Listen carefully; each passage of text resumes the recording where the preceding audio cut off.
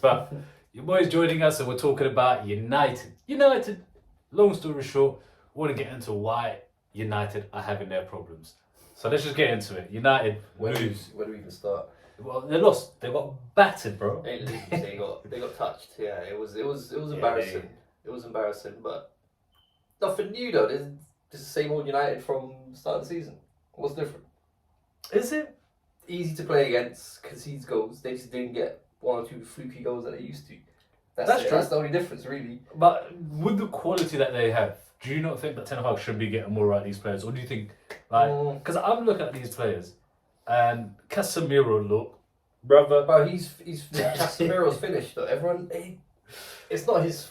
Yeah, it's not Ten Hag's fault. He has to play him centre back, but he should have never okayed that signing, or they should have never okayed that signing regardless. Like, it's just, why is he still there? Why is he playing centre back? They got too many players. They need to move on. Way too many. Honestly, do you know what the maddest thing is? I was actually watching the Crystal Palace game and I thought to myself, Casemiro's got no legs. He hasn't had legs in years. Honestly. No, he hasn't. Yeah, but he hasn't had legs in a while. To be fair, but worse than that, he's even worse with his legs now. He's got no stamina. He's even slower. He looks even more fragile, and his position is not as great as it was. Not good enough on the ball. But with that being said, do you not think that no matter who plays at centre back, Manchester United's defenders are always exposed because of tactical. One, the defenders are not good enough, and two, the midfield, however you want to say it, they're not good enough either. But the reason why I think they're not good enough is because it's not a united midfield. It's not a cohesive midfield. It's a shape. They don't have it. They lack a shape. They lack protection in that. They don't have structure in that midfield. Do you not think though it's impossible to have structure in a midfield when one of your midfield three is Bruno? No, I don't think so. I think you kind of have to give him a free role with you have to tell him, listen, I know I can't rely on you to come back, but I'm gonna need you to. Honestly, like every man you look, I know I can't rely on you to come back every time, but give me that free role, pick up good spaces, stay up there when you need to, but do the gritty work when you know. That's not good enough though. No, as a captain, I'm not asking you as a superstar of the team, as a captain. Just know when to step your game up, know when to be a leader, whether it's for a press, whether it's for something, just energy, something. No, I hear that. But when you have him in your midfield three, his best attributes is the fact that he's constantly able to pick up. I actually think it's the opposite. What do you think? Because you know exactly what you're getting with Bruno. He's a wild card, so you know you need two solid players behind him.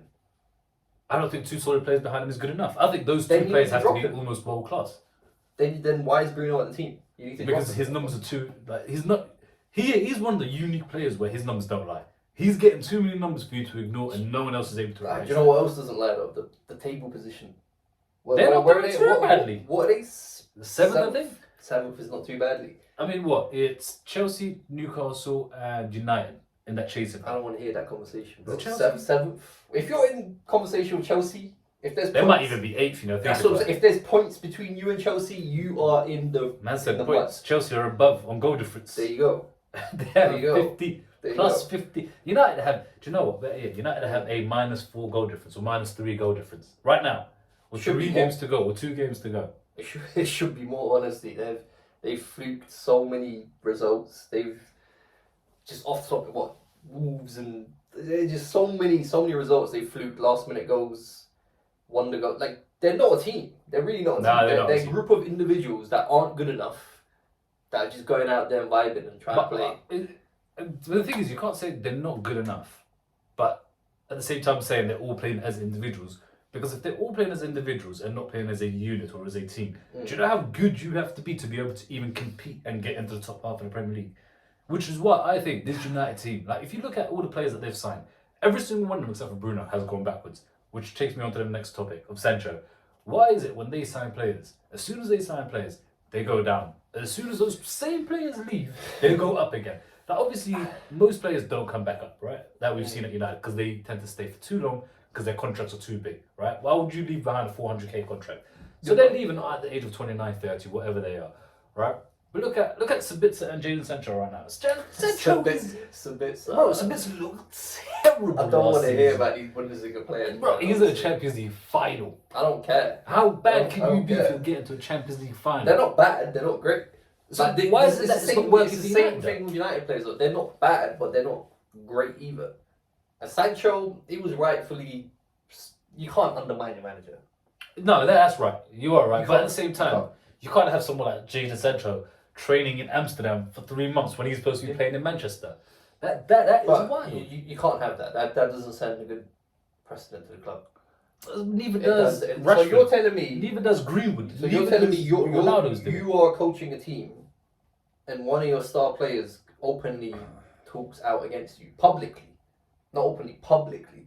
In the doesn't dressing matter. room, different story. It Talk doesn't- shit about me in the dressing room all you want. That's between us. We've seen what Publicly. Greenwood's done. We've seen what Ronaldo's what Greenwood's situation is. Different story. Greenwood, but Different situations all around, right? But we've seen Rashford. How many times has Rashford been suspended? Rashford's the only one I've seen be suspended. That's the one. That's actually I actually want to talk about Rashford. Alright, This whole Ten Hag, he had to do what he had to do with Sancho. Sancho. We agree with that. I thought that was a little harsh because he was too good to be on the bench He and needed stuff. action. He needed He action. did need action based on that. But what I There was don't like consequences. about what my biggest criticism of Ten Hag is half measures. You want to come in, you want to be this big bad, yeah. What I say goes. You know, anyone not in uniform, not in harmony is gone. Ronaldo, Sancho, don't matter. I don't care if you're a legend, none of that. And then you got guys like Rashford turning up, getting caught clubbing after losses, getting caught. Forget that. He's Whatever calling he's sick doing. to matches. Whatever he's doing, why is he not out the door? Why are you picking and He's choosing? too talented. What, is it because apparently. he needs Rashford, or is it because he Because he he's deems Rashford to been be told more that he's useful. not allowed to get rid of Rashford? Is that No, that what can't is- be the case. That can't be. Then the what? case. Why is Rashford getting? Because the Ronaldo's free bigger than pass? Rashford. Rashford's not the only one. There's a lot of players getting free passes for being just Bruno looks annoying as fuck incompetent. on Yeah, the pitch. honestly, He looks annoying. I respect. You know what? Ten Hag's not good enough, but when he first Who came, is? when he first came in, I was like, yeah, they need someone with a firm hand. You know, come in. I'm gonna do my thing. I'm setting my ground rules. Anyone in line, cool, you can stay. Anyone out of line, move on. But He hasn't been. He's been hypocritical. He has has. been hypocritical. He He's has been a picking, bit he's flippant. picking and choosing these battles. He has, but he has to. He's basically he's a bully. That's not really. It's not big bully. He's not big enough to So bully everyone. what exactly? What is your philosophy? But the problem is, you can't do that to Manchester United players. You can do that at Why Ajax, not? Why not? because they have You too can- many so- players where they are going to rebel. There's been a culture for let's be real, right? There's been a culture of 10 years. There's a reason why every single player who comes in leaves with a certain attitude, because there's a culture internally amongst the players, and the players know they're going to outlast the manager. So what you need to do, and I agree with you, right? You can't be flippant, but you can't be too heavy-handed either. What you do need to do though is you need to get the top guys. What Arteta did when he came into Arsenal, when he started picking on players like Aubameyang, people were like, Aubameyang needs to play because he's a top goal scorer. It doesn't matter if he's a top goal scorer. We're trying to do something, and he's against it. Yeah. So when Bruno's doing certain things, he's giving the ball away. You should call him up on it. When Rashford is not I tracking agree. back, you should I call him up on it. Garnacho's already starting it. Yeah. Lingard was supposed to be a good player. What happened to him? Green was supposed to be a good player. What happened to him? Pogba, Rashford. How many that we could Van der Beek, like whoever. But who? Forget the manager now. We know 4 or 5 managers have tried and failed at United. Yeah. Straight up failed. Yeah.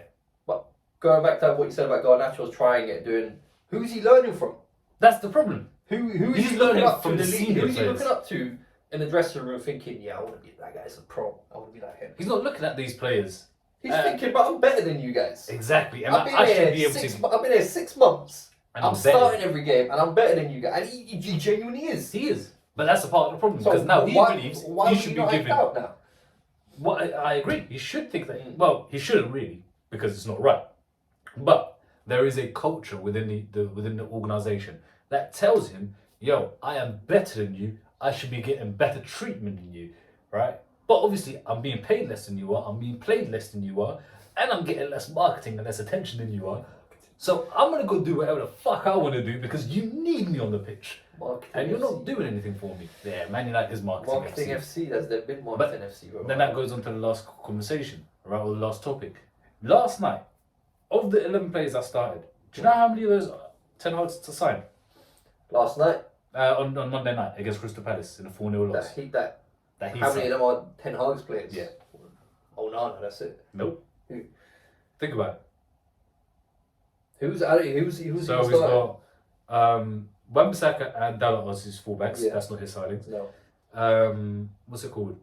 Casemiro. The two centre backs, Casemiro and Evans, are his signings. Although it's a bit fugazi. Yeah, half-hearted. Yeah. But Casemiro is a good defensive midfielder.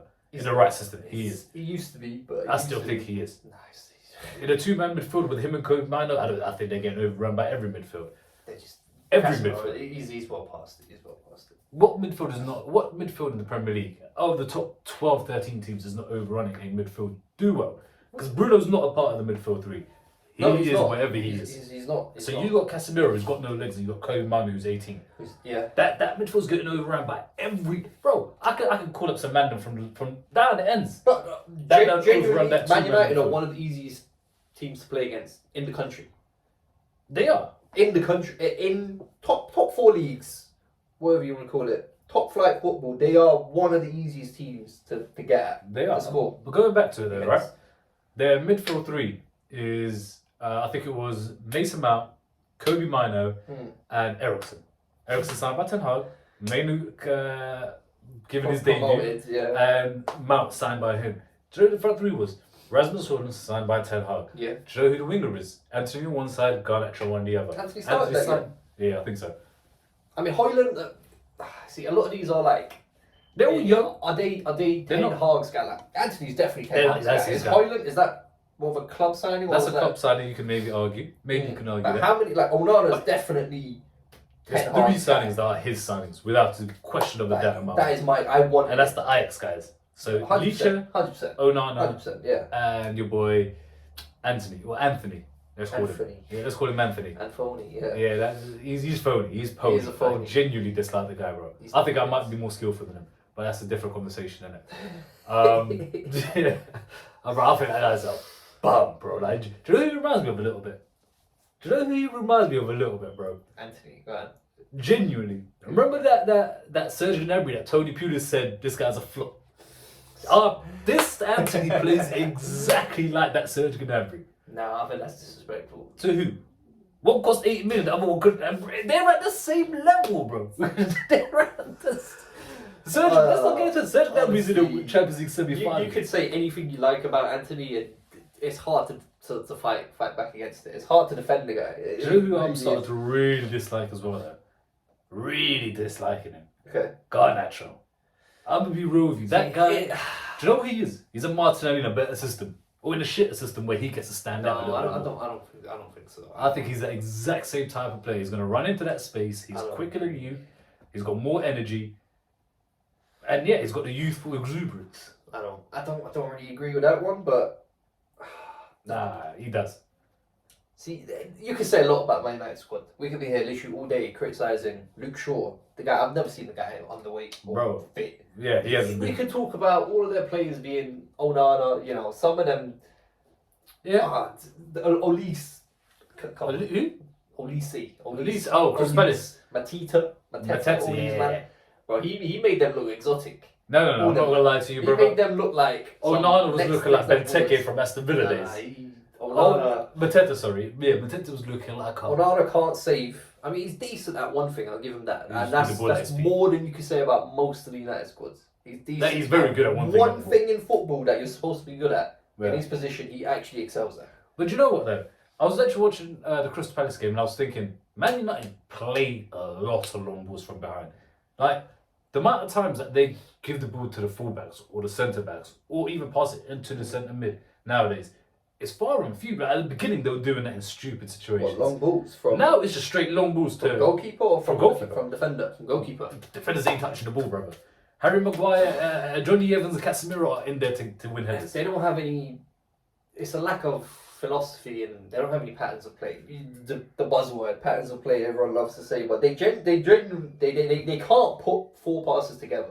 Nah, they can't. I don't believe they go into the training ground and say, this is how I want you guys to play. I want you to play this pass. If that pass isn't on, I want you to go back or this. Or...